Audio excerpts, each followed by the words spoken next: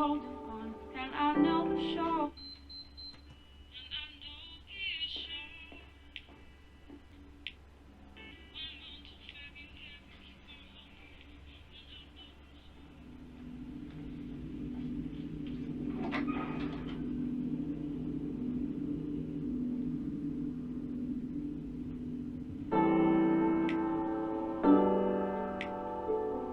She could say it's not too far to carry.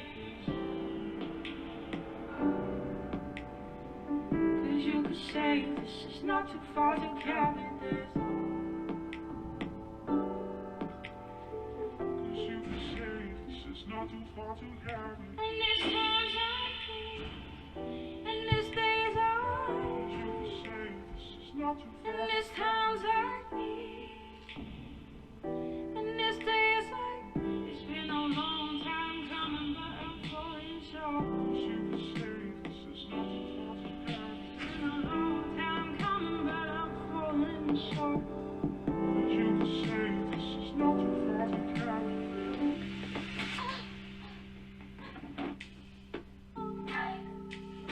Not too far to carry this.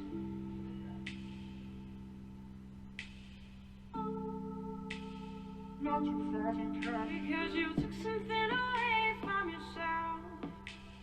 Come back to this world and take your heart to hide yourself. Heart to hide yourself. Not too far to carry. Because you took something away from yourself. Come back to this world and take your heart to hide yourself. I was Mrs. Wells today for a while. We had a daughter. Because you took something away from yourself. Come back to this world and take your heart to hide yourself. 1 month of February.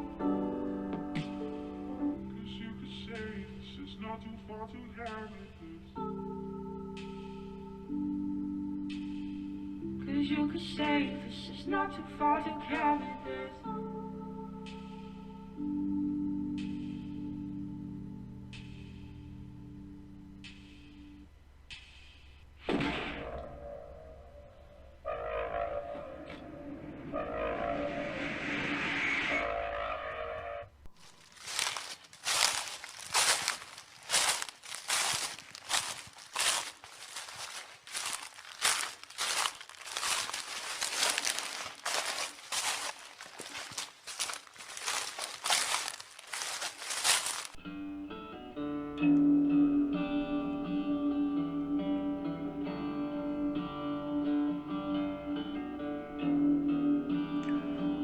Welcome to our MJA podcast, the series Deep into the Woods, Missing Persons, Unsolved Crimes, and the Does.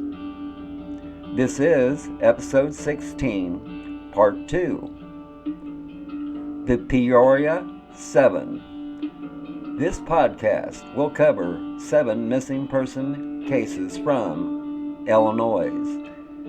These are cases that MJA are working on at this time. My name is Mark, and I will be your host of tonight's podcast. And later, our co-host and a guest speaker will join the podcast. We are coming to you from our Plattsburgh, New York home office. MJA case file, the Peoria 7. The victims who are missing: Stacy Jane Morrison, 23-year-old white female. Valerie Lynn Sloan, 18-year-old white female. Cheryl Murray, 43-year-old white female. Loretta L. Tinkham, 30-year-old white female. Stephanie C. Gibson, 48 28-year-old white female.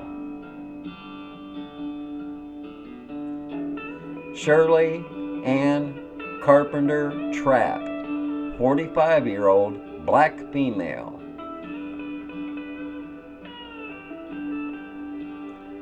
Jamie Jo Travis, 27-year-old white female. What is hard to sort out is there were 3 serial killers in Peoria, Illinois area and Tazewell County when these women come up missing. Welcome to Serial Killer Avenue. The 3 serial killers were Arlie Ray Davis, Joseph Miller, Larry D. Bright. Since these 3 serial killers have involvement in some of these cases, even though they have been caught, they refuse to give up the locations of the remains of the missing females. In our experience, dealing with serial killers, many tend to have a dumping ground for their victims, and some also use a certain area that might cover miles to dump their victims. Welcome to Illinois.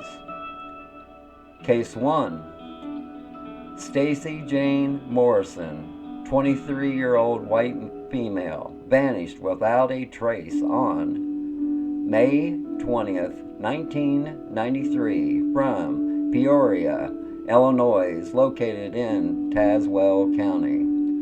Morrison is one of several missing women from the Peoria area.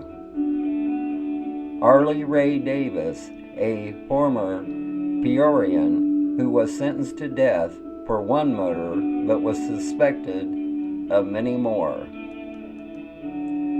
Davis died 5 days before a hearing on whether he would remain on death row.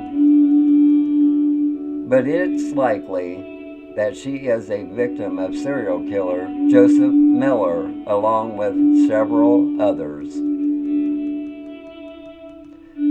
Case 2. Valerie Lynn Sloan, 18-year-old white female, went missing on September 30th, 1993 from Peoria County, Illinois. Valerie Sloan was last seen on September 30th, 1993, and she is presumed to be a victim of serial killer Joseph Miller, although her body has never been found. Case 3. Cheryl Murray, 43-year-old white female, went missing on April 1st, 1994 from Peoria, Illinois. Murray was last seen leaving a party in Peoria, Illinois area and reported missing on April 1st, 1994. Murray is a possible victim of accused murderer Arlie Ray Davis. Murray is one of several women missing from the Peoria area.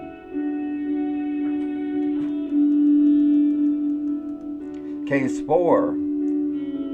Loretta L. Tinkham, 30-year-old white female, vanished without a trace on November 3rd, 1994 from Peoria, Illinois. Tinkham is one of several missing women from the Peoria area. Arlie Ray Davis, a former Peorian who was sentenced to death for one murder, was suspected of many more. Davis died 5 days before a hearing on whether he would remain on death row. Case 5. Stephanie C. Gibson, 48-year-old white female, vanished without a trace on July 8, 1995 from Peoria, Illinois, located in Tazewell County. Stephanie Gibson, last seen leaving Memories Tavern in Peoria, Illinois with Arlie Ray Davis. They were in a light blue four-door 1979 Dodge Dart with license plates MMJ 296 on July 8, 1995. Davis claimed he and Gibson visited Kingston Mines, Illinois afterwards. She has not been seen since. Davis was convicted of a murder in the late 1990s and sentenced to death. He died in prison waiting execution. Gibson is one of several missing women from the Peoria, Illinois area. Case 6. Shirley Ann Carpenter Trapp, 45-year-old black female, vanished without a trace on August 26, 2004 from Peoria, Illinois. Larry D. Bright is the main suspect in Trapp's case after confessing killing 8 women over a 15-month period, including Trapp. There is evidence that states Larry D. Wright gave Trapp a drug overdose. Case 7. Jamie Jo Travis, 27-year-old white female, went missing on August 30th, 2005 from Peoria, Illinois. At this time, no details have been released to the public concerning the case or possible suspects. It is possible that the 27-year-old Travis was a victim of another serial killer. Let's take a pause for the cause, and when we return, our co-host and guest speaker will join us. We will be back in a moment.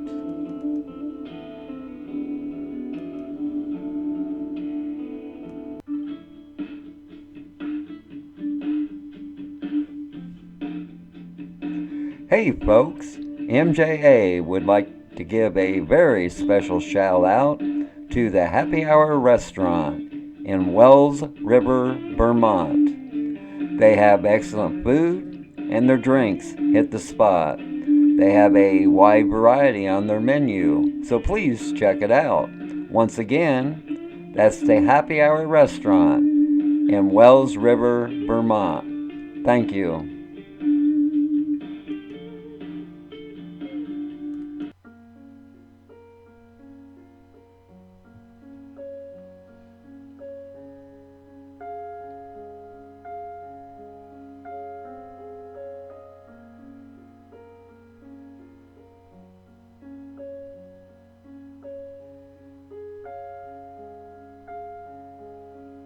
Should've stayed where this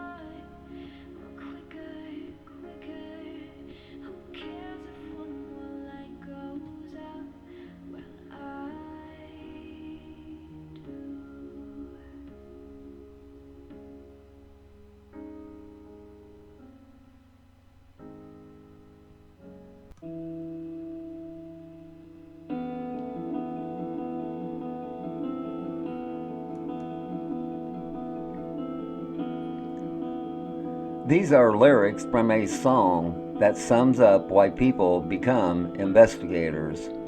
They touch the core of being an investigator. Who cares if someone's light goes out? Who cares if someone's time runs out? If a moment is all we are? Well, I do. Lyrics by Linkin Park. It happened years ago at my nephew's home, which was where our Indiana home office was located, and it's where he turned me on to the music of Linkin Park. I was amazed with some of their music videos and song lyrics, which spoke a lot about the world we live in. Their song lyrics covered a lot of subjects that plays out in the real world. Many people feel that Linkin Park has a handle on what's important for the world, and their song lyrics can be political for different causes. That is why it's a shame, with their worldly insight, that pure tragedy has struck Linkin Park. Their tragedy covered a political issue: mental health.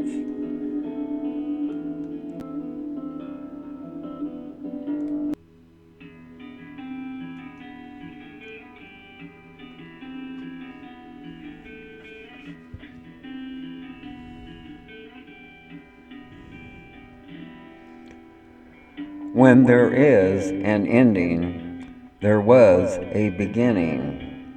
Every victim has a picture to paint. Every true crime has its time and place. Please join our MJ podcast, the series Deep into the Woods: Missing Persons, Unsolved Crimes, and the Does.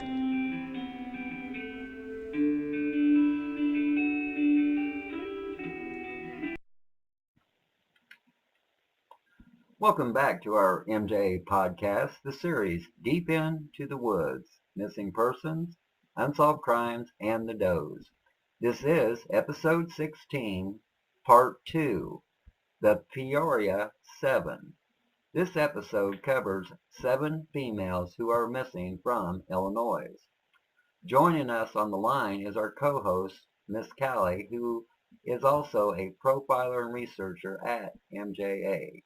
Miss Cali, how are you doing tonight? I'm good, Mark. How about you?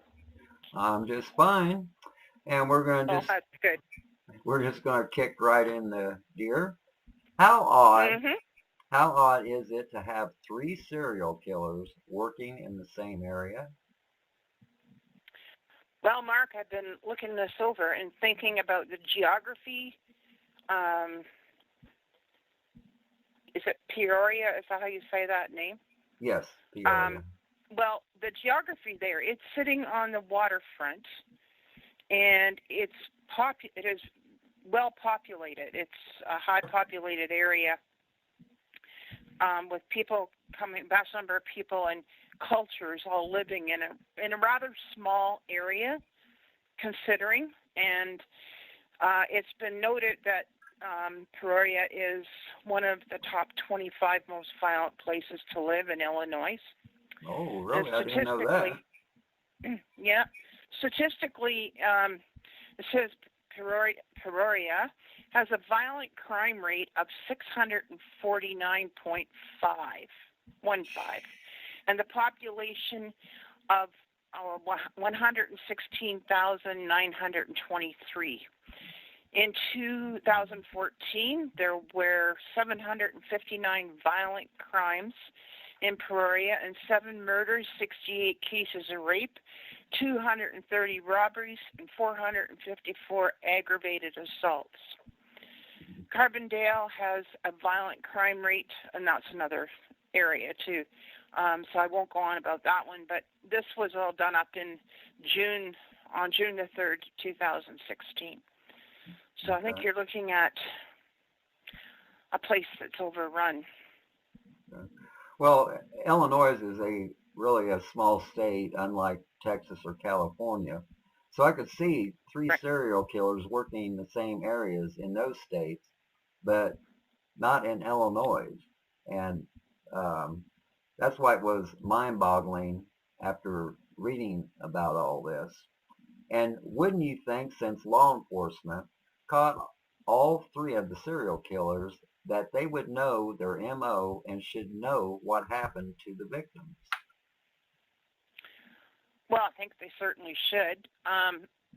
But I find it disturbing. But it seems that with such a high and violent crime rate, that the law enforcement and the officials have set their priorities to try to encompass the crimes that they can administer convictions to, and streamline getting what little that they can get done as quickly as possible.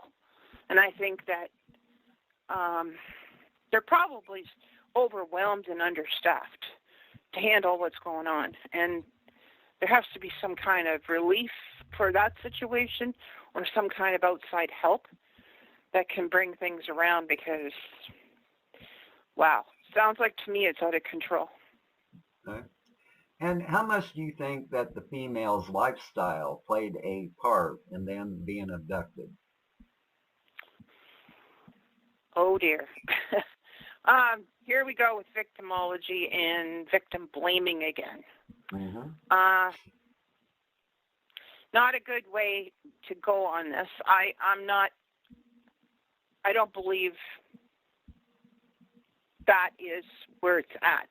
In a perfect world, there'd be no murder, there'd be no stealing, there'd be no crime, and all these women would be well loved and nurtured growing up, and no one would be self-medicating or being abused ever. So my answer to that, and the short answer is no. Okay, so you don't think some of them that was labeled and had conviction of prostitution, that didn't play a part in them being abducted? No, what it does is it what's the word? Well, the one fella, I can't think of his name right now, the last one. Let me go back up here. Okay, you had Davis, you had Bright. Larry Bright. Right. Larry Bright was into murdering African American women. Okay. Who, some of them were living a dangerous lifestyle. But where do you draw that line? You can't say. Sure, it puts you in a vulnerable position. If you're, and I'm not talking just about African American women, all women. If you're in a vulnerable position or situation, a predator is likely to strike. But you could be getting your groceries. Mrs. Jane, she's getting her groceries. She goes to her car. She puts her child in the car seat, and suddenly a predator is behind her, and he's holding a knife to her throat. This is a reality. He holds a knife to her throat and threatens to kill her and her child if she screams. And right. he raped her right there. I mean, was she wearing high heels walking on the corner? No, she wasn't. Right. I don't. Right. These people who are doing these things, committing these crimes, murdering these women, it really hasn't got anything to do with their lifestyle. The women. And to tell you the truth, it can happen to anyone. Okay. And to tell you the truth, this sounds like our seventh case we took on. We were tracking a serial killer who was dumping female bodies in Indiana, and many of the bodies were found in Indiana were dumped at abandoned truck stops or areas that had truck parking only that had been abandoned. Some of the victims found had been identified were from out of state. We were positive that we were dealing with a truck driver or someone else who traveled that would know about these abandoned truck sites. When it was all said and done, we had 3 serial killers who were long-haul truckers dumping their victims in Indiana. The 3 serial killers were John Robert Williams, and he was arrested on August 17, 2004, and his wife took part in some of the killings because she traveled with him off and on. And then the second one was Carl Wayne Lawson, and he was arrested on September 14, 2004. And then the last one was Bruce Mendenhall, and he was arrested on July 12, 2007. And then when it all came to an end, it all came to an end when the serial killer, Bruce Mendenhall, was arrested on July 12, 2007. And Illinois police investigator and myself, we came up with Mendenhall's first victim. She was a senior in high school, and he was 2 years out of high school. And after she disappeared is when Mendenhall moved out of the area. And after they were all arrested, it produced info, confessions, and evidence linked to unsolved cases that we had been tracking. The strangest case we have ever worked on is looking for one serial killer, and we end up with 3. That was what was mind-boggling. Now back to the Peoria 7. If you were law enforcement, and what type of areas would you be searching, looking for the victims? Well, it depends on that specific serial killer's comfort zone. Like, comfort is a huge thing. These guys they want safety, they want comfort, and accessibility. So each one has their own MO. You can't just say, well, because, you do that. And of course, it depends on where they live. Statistically, there's usually a radius. Mm-hmm. And in that radius, it's from where they work or live. It goes out from that to where the bodies will be found, and somewhere that they can go back to, and yet they can go back there without being detected. Okay. And, okay, go ahead. There's that safety again, and that comfort. Like, depends on what they're getting out of the murder. And do you think that each Peoria serial killer had their own dumping grounds? Oh, yeah. I think so. Okay, it has been said that Arlie Ray Davis would get to know some of his victims first. Some say the reason why was if a female victim was comfortable being with him, he could get them to isolated areas. Does that ring true to you? Oh, yes. Yeah, a lot of times you'll see where they've gone, perhaps, let's say there's high school dances or gatherings of teenagers, if they're after teenagers, for example. They'll go to wherever that is and familiarize themselves with their victims or even a number of people, but they'll have one victim picked out, and they will, if it's a girl or a boy, I guess, depending on how that works, but they might start complimenting her or trying to fit in with that young group in some way, shape, or form. And maybe it's I got gum. Well, I know it's like gum nowadays. It's probably dope or something, or like, I don't know all the ins and outs anymore, but I think that is, they try to fit in. Mm-hmm. And yet, that kid's not going to go home and tell their parents they met this guy, because he's really, really not, what's the word? The parents won't know about this person and this predator, because he's just there and gone. And then again, he might go to some other event where he knows this person's going to be at.